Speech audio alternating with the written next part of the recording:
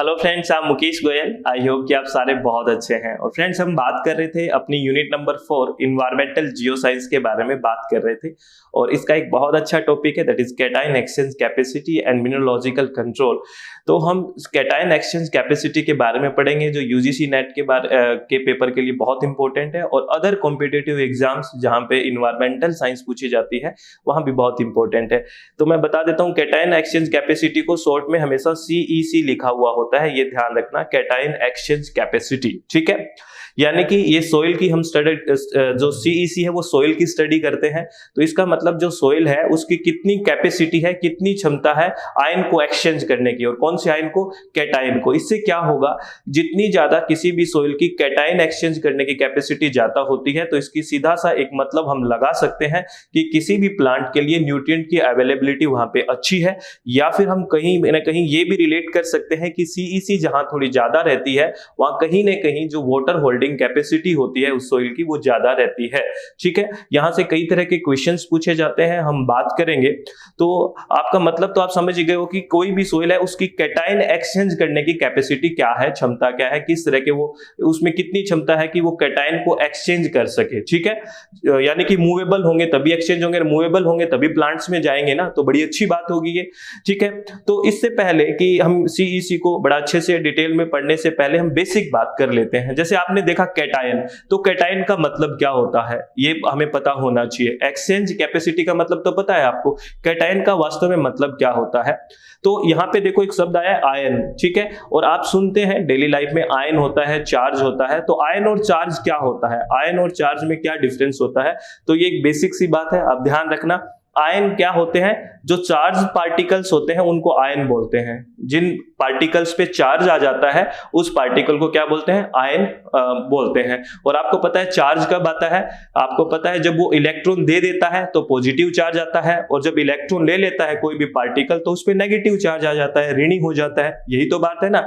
तो चार्ज जो पार्टिकल्स हैं उसको हम क्या बोलते हैं, आयन बोलते हैं। और इन पे पॉजिटिव चार्ज भी आ सकता है और नेगेटिव भी चार्ज आ सकता है। तो हम बात कर रहे थे कैटायन। कैटायन उनको बोलेंगे जिन पे पॉजिटिव चार्ज होगा। कैटायन किसको बोलेंगे, ऐसे आयन जिस पे पॉजिटिव चार्ज होगा। ठीक है, ऐसे आयन जिस पे पॉजिटिव चार्ज होगा उसको हम कैटायन बोलेंगे। और इसमें इलेक्ट्रॉन मस्ट बी लॉस्ट, यहां से इलेक्ट्रॉन क्या होंगे, लॉस्ट होंगे, तभी तो पॉजिटिव चार्ज आएगा। आप किसी को कुछ दोगे तभी तो बात है ना, तभी आप पे पॉजिटिव चार्ज आया। ठीक है, तो इलेक्ट्रॉन जब दे देता है, लॉस्ट कर देता है वो पार्टिकल, तो उस पे कौन से चार्ज आ जाते हैं, पॉजिटिव चार्ज आ जाता है। फॉर एग्जांपल के तौर पे हम बात करें, जैसे सिल्वर ने एक इलेक्ट्रॉन लॉस कर दिया, एक इलेक्ट्रॉन लूज कर दिया, एक इलेक्ट्रॉन दे दिया, तो ये Ag पॉजिटिव हो गया और इसको बोलते हैं ये कैटायन है। ठीक है, जैसे जिंक ने 2 इलेक्ट्रॉन लूज कर दिए, 2 इलेक्ट्रॉन दे दिए, तो जिंक Zn2 पॉजिटिव, ऐसे होगा ये, यानी कि 2 इलेक्ट्रॉन दे दिया इसने। ठीक है, बात समझ गए, मेरी बात समझ रहे ना। तो इसको बोलते हैं कैटायन। और एनायन किसको बोलते हैं, जिसपे नेगेटिव चार्ज होगा। ध्यान रखना, यहां हम कैटायन एक्सचेंज कैपेसिटी पढ़ रहे हैं, लेकिन हमारा बेसिक क्लियर होना चाहिए कि एनायन भी क्या होता है। एनायन जिसपे क्या होगा, नेगेटिव चार्ज होगा, ये इलेक्ट्रॉन गेन करेंगे, ये इलेक्ट्रॉन लेंगे, तभी तो नेगेटिव, तभी तो ऋणी होंगे, नेगेटिव होंगे। किसी से कुछ लिया है तब उसका हम ऋणी हो गए, है ना, तभी तो नेगेटिव चार्ज आया। जैसे एग्जाम्पल के लिए क्लोरीन है, उसने एक इलेक्ट्रॉन गेन किया तो Cl नेगेटिव हो गया। ठीक है ना, तो ये एनायन है। जैसे ऑक्सीजन ने 2 इलेक्ट्रॉन गेन करे, ठीक है, और O2 नेगेटिव हो गया। अरे हो गया कि नहीं हो गया, तो ये क्या हो गया, एनायन हो गया। जिसपे नेगेटिव चार्ज है वो एनायन है, और जिसपे पॉजिटिव चार्ज है वो क्या है, कैटायन है। तो हम बात कर रहे हैं कैटायन एक्सचेंज कैपेसिटी की। बात समझ में आ गई, चलो वेरी गुड। अभी हम CEC के तरफ चलते हैं। बेसिक बात होने के बाद कि वैसे CEC को बोलेंगे क्या, अगर हम डेफिनेशन के तौर पे बोलना हो, मतलब हम समझ चुके हैं, तो ये कह सकते हैं the sum total of exchangeable cation that a soil can absorb at a specific pH।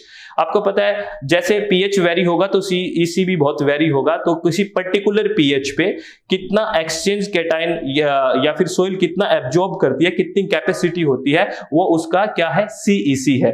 ठीक है, और इसको थोड़ा सा और अच्छे से डिफाइन कर लेते हैं। The CEC of clay mineral is a measure of their ability to adsorb cation from solution, to adsorb cation from the solution। solution से कितना कैटायन एब्जॉर्ब करते हैं, और कब करेंगे सॉल्यूशन से एडजॉर्ब? एडजॉर्ब कब करेंगे? एक होता है एब्जॉर्ब, एक होता है एडजॉर्ब। एडजॉर्ब होता है सरफेस पे, तो सॉल्यूशन से वो सरफेस पे ज्यादा कब एडजॉर्ब करेंगे आप बताइए? क्योंकि जब भी ज्यादा एब्जॉर्ब करेंगे जब उसकी कैपेसिटी एक्सचेंज की ज्यादा है। अगर वो कैपेसिटी एक्सचेंज की होगी ही नहीं तो वो उसके साथ कैसे ज्यादा एडजॉर्ब करेंगे? यानी कि एडजॉर्प्शन ज्यादा कब होगी? जब वो अपने दे देगा उसके लेगा, तभी तो ज्यादा कैपेसिटी होगी। तो यही है क्या CEC of a clay mineral is a measure of their ability to adsorb cation from solution. और इसको डिफाइन कर सकते हैं कैसे? ऐसे भी कर सकते हैं, क्वांटिटी यानी कि मात्रा, quantity of cation that are available at a given pH for exchange with other cation. Exchange का मतलब दूसरे कैटायन वहां पे रिप्लेस करने की बात करी थी ना, कि रिप्लेस करने की कितनी क्षमता है, तो exchange and usually expressed in, और इसकी यूनिट किस में एक्सप्रेस किया जाता है CEC, ये बहुत ही इंपॉर्टेंट है। यहां से फैक्चुअल इंफॉर्मेशन आपके पेपर में पूछी जा सकती है कि जो कैटायन एक्सचेंज कैपेसिटी है वो हम किस में एक्सप्रेस करते हैं? मिली equivalent per 100 gram of dry soil. ये ध्यान रखना है, ये इसकी यूनिट है मिली इक्विवेलेंट पर 100 ग्राम। इसमें हम CEC को एक्सप्रेस करते हैं। और यहां से कुछ न्यूमेरिकल की फॉर्मेशन भी होती है। वो न्यूमेरिकल की फॉर्मेशन क्या होती है वो इसी वीडियो में हम न्यूमेरिकल करके देखेंगे। आपको समझना है और अच्छे से ध्यान रखना है, चित्त को शांति से समझना है। थोड़ा और बेसिक हम बात करते हैं, ठीक है, उसके बाद न्यूमेरिकल वाली बात भी करेंगे, ठीक है। चलो आगे हम देखते हैं जैसे CEC को कैसे डिटरमाइन करते हैं। अब आपको इस डायग्राम से एकदम कंप्लीट समझ आ जाएगा कि वास्तव में कैटायन एक्सचेंज कैपेसिटी है क्या, CEC है क्या। ये मैंने इसके अंदर सोइल ले रखा है, इसी के अंदर क्या है, सोइल ले रखा है, और इसमें सोइल का सॉल्यूशन है और पोरस फिल्टर है। तो आपको पता है सोइल के अंदर जो सोइल का सॉल्यूशन है इसमें कैल्शियम भी है, मैग्नीशियम भी है, पोटेशियम है, हाइड्रोजन है, एल्यूमिनियम, ये तरह तरह के इसमें पॉजिटिव आयंस है, ठीक है। तो इसमें मैंने क्या करा, इसमें मैंने अमोनियम साल्ट का सॉल्यूशन डाला ऊपर से। किसका? अमोनियम साल्ट का सॉल्यूशन ऊपर से डाला। तो इसमें क्या होगा, जो इसके अंदर कैटायंस थे, जो पॉजिटिव आयंस थे, वो सारे के सारे इसमें आ गए। देखो आ गए ना सारे के सारे, कैल्शियम, मैग्नीशियम, वो सोइल से वो सोके ammonium replace the other cations. Ammonium क्या करेगा, जितने भी अदर कैटायंस थे, जैसे कैल्शियम थे, मैग्नीशियम था, हाइड्रोजन था, पोटेशियम था, एल्यूमिनियम था, जितने भी कैटायंस थे उनको रिप्लेस कर दिया किसने? अमोनियम ने। तो ये देखो सारे के सारे नीचे आ गए और इस सोइल में क्या रह गया? अमोनियम रह गया, सिर्फ क्या रह गया? अमोनियम रह गया, ठीक है।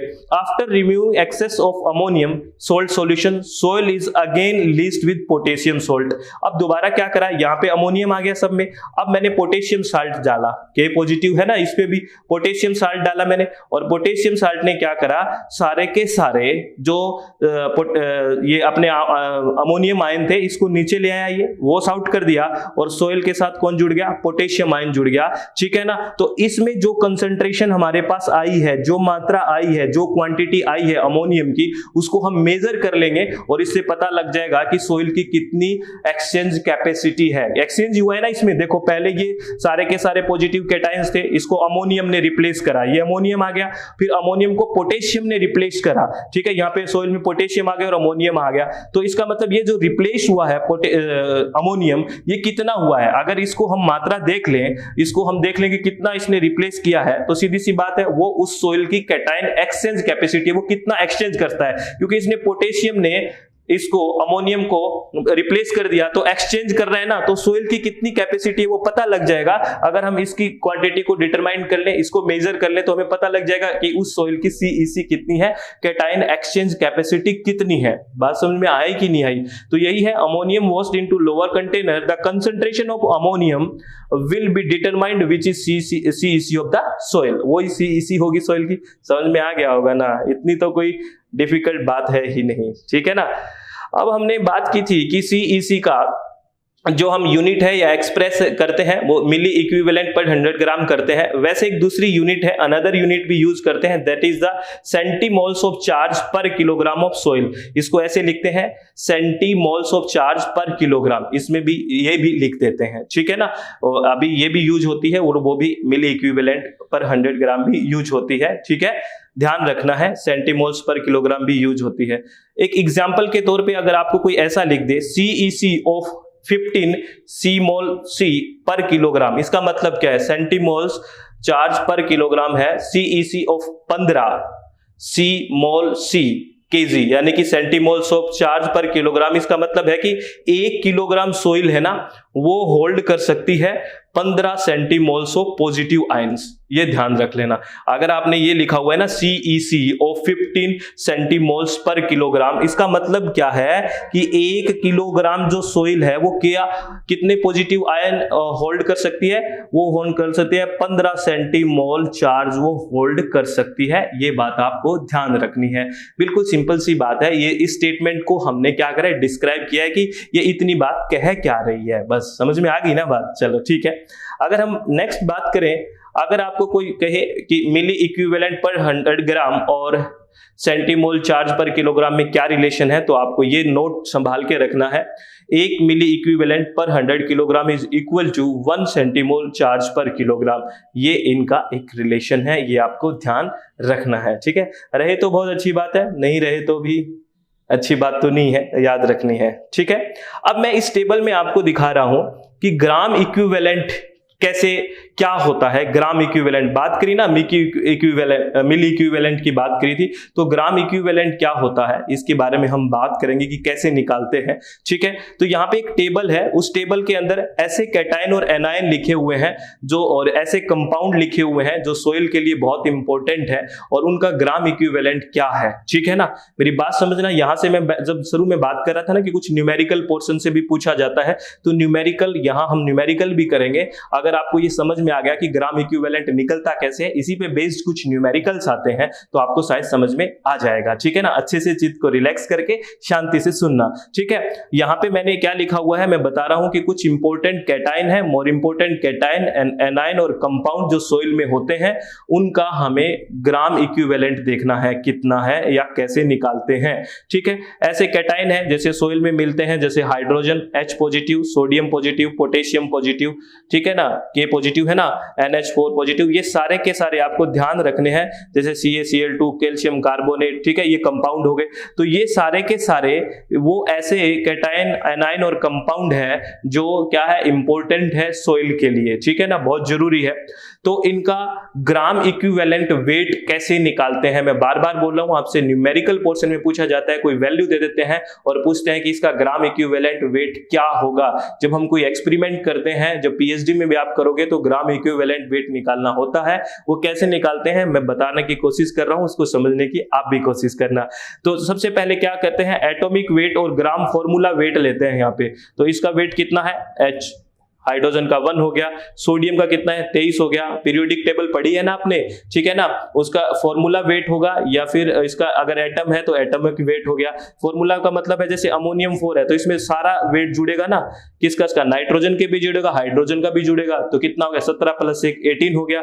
वैसे ही अगर इसका देखें NO3 तो नाइट्रोजन का भी जुड़ेगा और ऑक्सीजन का भी जुड़ेगा। बात समझ रहे हो ना, तो ये है फॉर्मूला का वेट। टोटल वेट करना है, ये तो आपको बात समझ में आएगी, टोटल वेट करना है। जैसे कैल्शियम कार्बोनेट में है तो कैल्शियम का, कार्बन का और ऑक्सीजन का सबका वेट जोड़ना है। जैसे ऑक्सीजन 3 है तो 3 ऑक्सीजन का वेट हो गया, कार्बन 1 है तो कार्बन का वेट हो गया और कैल्शियम का वेट हो गया। ये तो आपको ध्यान ही होगा, जैसे 40 होता है कैल्शियम का।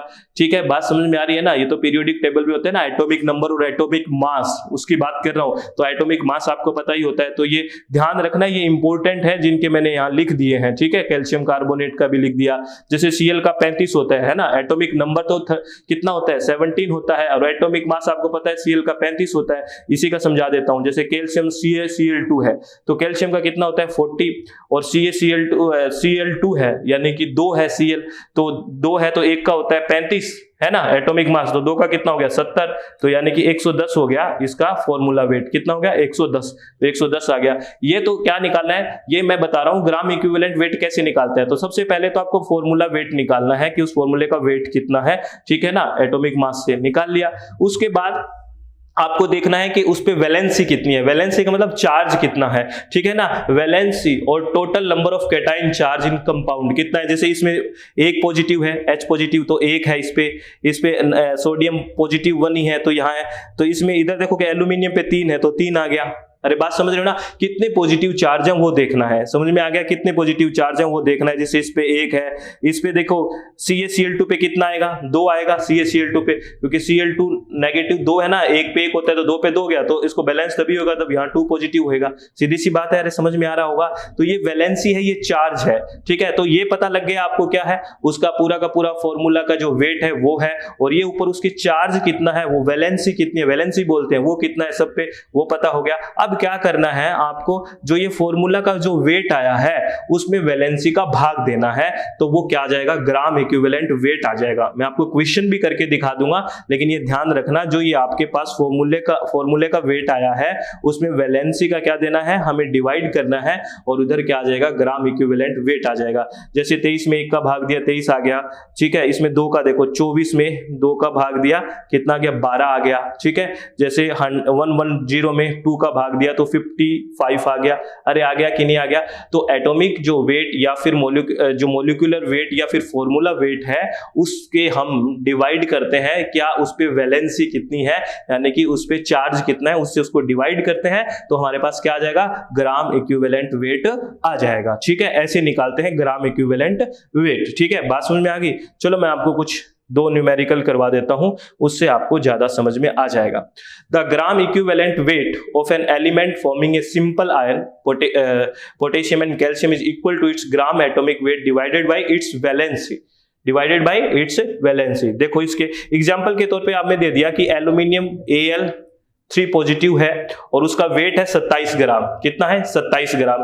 आपको बोल दिया कि इसका ग्राम इक्विवेलेंट वेट निकाल लो, तो क्या करोगे, ये जो 27 ग्राम है ये क्या आ गया, इसका ग्राम एटॉमिक वेट आ गया इसका 27, और इसकी वैलेंसी कितनी है, 3 है। इसको डिवाइड कर दोगे 3 से तो 9 ग्राम ये क्या आ गया, इसका ग्राम इक्विवेलेंट वेट आ गया। ऐसे निकालना है ग्राम इक्विवेलेंट वेट। बात समझ में आ गई ना। ऐसे छोटे छोटे न्यूमेरिकल्स भी आपसे बीच बीच में पूछता है तो बहुत सिंपल होते हैं, हम घबरा जाते हैं। आप चित्त को शांत करते हुए सुने।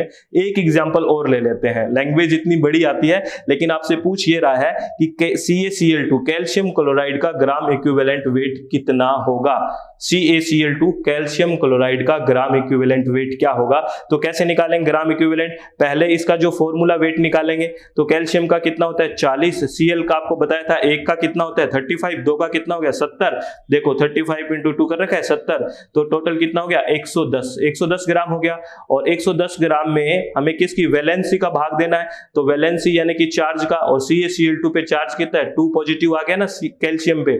अरे बताओ ना, आ गया, तो 2 का भाग दे दिया, तो इसमें 55 ग्राम ये क्या आ गया, ग्राम इक्विवेलेंट वेट आ गया। आपको बात समझ में आ गई ना। अरे आ गई कि नहीं आ गई, ठीक है, समझ में आ गई। चलो वेरी गुड, ठीक है। और जब ये तो सीधा थ्योरेटिकल बात है, जो मैं आपको समझा ही दिया वही बात है, ठीक है। इसको तो आप पढ़ लेना, बिल्कुल बेसिक सी बात है, जो मैंने अभी बोली है वही बात है। और CEC के बारे में कुछ इंपॉर्टेंट नोट है जो आपको संभाल के रखना है। जो कैटायन एक्सचेंज कैपेसिटी है CEC है, is a fundamental soil property. याद रखना, मैंने कहा था कि बहुत इंपॉर्टेंट सोइल प्रॉपर्टी है, use to predict plant nutrient availability and retention in the soil. यानी कि प्लांट के अंदर ये प्रिडिक्ट करता है कि प्लांट के लिए न्यूट्रिएंट की अवेलेबिलिटी कितनी है। जितना CEC ज्यादा होगा इसके मतलब एक्सचेंज कैपेसिटी ज्यादा होगा, और इसका मतलब न्यूट्रिएंट अवेलेबिलिटी उसकी उतनी ही ज्यादा होगी, ठीक है। और कुछ नोट है जो आपको संभाल के रखना है। It is the potential of available nutrient supply, not a direct measurement of available nutrient. ये डायरेक्ट मेजर नहीं है अवेलेबल न्यूट्रिएंट कितना है उसका, it is the potential of available nutrient supply, यानी कि एक्सचेंज होने की कितनी कैपेसिटी है। ये नहीं कहता कि इतना न्यूट्रिएंट है इसमें, वो कहता है potential of available nutrient supply कितना है, यानी कि उस जो न्यूट्रिएंट है आपके पास उसमें कितना पोटेंशियल है सप्लाई होने का, क्योंकि एक्सचेंज होने का, इसकी बात करता है। बहुत इंपॉर्टेंट बात है, it is the potential of available nutrient supply, not a direct measurement of available nutrients. ये प्लीज याद रखना, बहुत इंपॉर्टेंट नोट है। और ये आगे वाला भी बहुत इंपॉर्टेंट नोट है। Soil CEC typically increase as a clay content and organic matter increase. याद रखना, CEC ज्यादा हो जाएगी, CEC बढ़ेगी। ये ऑब्जेक्टिव क्वेश्चन बन सकता है, असर्शन रीजनिंग का क्वेश्चन बन सकता है कि CEC कब इंक्रीज होती है, जब सोइल में क्ले कंटेंट बढ़ता है या ऑर्गेनिक मैटर इंक्रीज होता है, यानी कि कार्बनिक पदार्थ ऑर्गेनिक मैटर इंक्रीज होता है या क्ले कंटेंट इंक्रीज होता है सोइल में तो CEC इंक्रीज होती है। क्यों? क्योंकि कैटाइन जो एक्सचेंज है वो सरफेस पे मिलता है, ठीक है ना। मैंने बात करी थी मिनरल, ऑर्गेनिक मैटर और रूट की, ठीक है। ये चीज याद रखना जो ब्लैक में की हुई है कि जो क्ले कंटेंट बढ़ेगा या ऑर्गेनिक मैटर बढ़ेगा तो CEC भी बढ़ेगा। ये बहुत ही इंपॉर्टेंट बात है, ये आपको ध्यान रखनी है, ठीक है ना। प्लीज याद रखना। मैं आपको एक टेबल दिखा देता हूं, ये बहुत इंपॉर्टेंट टेबल है और आपको ये पूछा जा सकता है कि कौन सी सोइल के अंदर या कौन से टेक्सचर में सोइल में ज्यादा CEC मिलती है या किस कलर की सोइल में CEC ज्यादा मिलती है। बहुत अच्छा हायरार्की में क्वेश्चन पूछता है ना, इंक्रीजिंग ऑर्डर, डिक्रीजिंग ऑर्डर, तो ऐसा पूछ सकते हैं कि CEC का इंक्रीजिंग ऑर्डर कौन सा सही है या डिक्रीजिंग ऑर्डर कौन सी सोइल के लिए या कौन सी सोइल टेक्सचर के लिए ठीक है। तो याद रखना किस कलर और टेक्सचर में CEC की रेंज क्या होती है, ये मैं बात कर रहा हूं। ये ध्यान रखना कि किस में CEC यानी कि कैटाइन एक्सचेंज कैपेसिटी कौन सी सोइल में ज्यादा होती है, कौन सी में कम होती है। ये हायरार्की में पूछा जाता है, सीक्वेंस में लगाना, याद रखना। जैसे लाइट कलर जो सैंड होती है उसका जो CEC होता है वो 3 से 5 मिली इक्विवेलेंट ग्राम पर 100 किलोग्राम होता है, बहुत कम होता है। जो डार्क कलर सैंड्स होती है उसका 10 से 20 होता है। तो सैंड का देखो कम है, तो ऐसे पूछते हैं ना सैंड, ठीक है ना। फिर उसके बाद लॉम्स, तो सैंड की तो कम है तो ये साइन आएगा, ठीक है ना। सैंड का कम है तो ये साइन आएगा। लोम में ज्यादा है, फिर डार्क वाले में, डार्क लोम में और ज्यादा हो जाएगा, फिर क्ले में और ज्यादा हो जाएगा और ऑर्गेनिक मैटर में और ज्यादा हो जाएगा। तो इंक्रीजिंग ऑर्डर हो गया ना। ये डिक्रीजिंग का करेंगे तो ये हो जाएगा सैंड में सबसे कम। तो वही बात है, लाइट कलर जो सैंड होता है उसमें 3 से 5 की रेंज होती है CEC की। डार्क कलर सैंड है उसमें 10 से 20 की रेंज होती है और लाइट कलर लोम होता है या सिल्ट लोम होते हैं उसमें रेंज है 10 से 20। ये देख लेना, बहुत इंपॉर्टेंट है, प्लीज पूछते हैं। और डार्क कलर जो लोम है और सिल्ट लोम है, देखो लाइट से ज्यादा डार्क में है, ध्यान रखना हर एक में, ठीक है ना। चाहे सैंड हो, चाहे लोम हो, सिल्ट लोम हो, इसमें 15 से 20 है। Dark colour silt clay, loam and silt clay, इसमें 30 से 40 है। देखो क्ले में ज्यादा है सैंड से, लोम से, ठीक है ना। और उसके बाद ऑर्गेनिक सोइल में सबसे ज्यादा है, वो कितना है CEC 50 से 100 की रेंज में है, ठीक है ना। यानी कि जो ऑर्गेनिक सोइल है उसकी कैटाइन एक्सचेंज कैपेसिटी बहुत ज्यादा है, लगभग 50 से 100 की रेंज में आता है, क्योंकि वेरी करती है जगह से जगह में ना, सोइल का भी हर जगह अलग अलग का है, तो इस रेंज में मिलती है। तो सबसे ज्यादा ऑर्गेनिक सोइल की CEC सबसे ज्यादा होती है, कैटाइन एक्सचेंज कैपेसिटी। ये आपको टेबल याद रखनी है, ठीक है ना, क्योंकि इस रेंज को पूछा जा सकता है या आपको हायरार्की पूछी जा सकती है, ठीक है। अरे बात समझ में आ गई ना, चलो वेरी गुड। ये बात आपको और याद रखनी है, soil with the high CEC, ऐसी सोइल जिसका CEC बड़ा हाई है, have high ability to hold water. जिस सोइल की हाई CEC है, कैटाइन एक्सचेंज कैपेसिटी जिस सोइल की ज्यादा है, उसकी वाटर होल्ड की जो कैपेसिटी है वो भी ज्यादा होती है। जैसे एग्जांपल के लिए क्ले सोइल हमने पढ़ा है ना, जो क्ले सोइल है उसका CEC ज्यादा होती है। और देखना आपने क्ले देखा होगा, क्ले सोइल की जो वाटर होल्डिंग कैपेसिटी होती है या हाई एबिलिटी होती है वाटर होल्ड करने की, ठीक है, ये बड़ी अच्छी बात है। जबकि सोइल विद लो CEC, ऐसी सोइल जिसका CEC बड़ा कम है, have low ability to hold water, उसकी एबिलिटी जो वाटर होल्ड करने की है वो भी कम होती है, जैसे सैंडी सॉइल, ठीक है। आपको बात समझ में आ गई होगी। ये नोट बहुत इंपॉर्टेंट है, असर्शन रीजनिंग में भी पूछा जा सकता है, ठीक है ना। बात समझ रहे हो? चलो प्लीज ध्यान रखना और अपने चित्त को रिलैक्स रखना, किसी भी बात की कोई टेंशन नहीं रखनी है अपने को। मेरी बात समझ रहे हो ना? खुशी से, अच्छे से, शांति से पढ़ाई करते रहे, रिवीजन पे फोकस रखें, अपने आप को, अपने चित्त को रिलैक्स रखें, सब बहुत अच्छा है। और किसी भी टेंशन को आपके सामने ना दे, हमेशा पॉजिटिव रहें और तैयारी करते रहें। All the very best. Thank you, thanks a lot friends.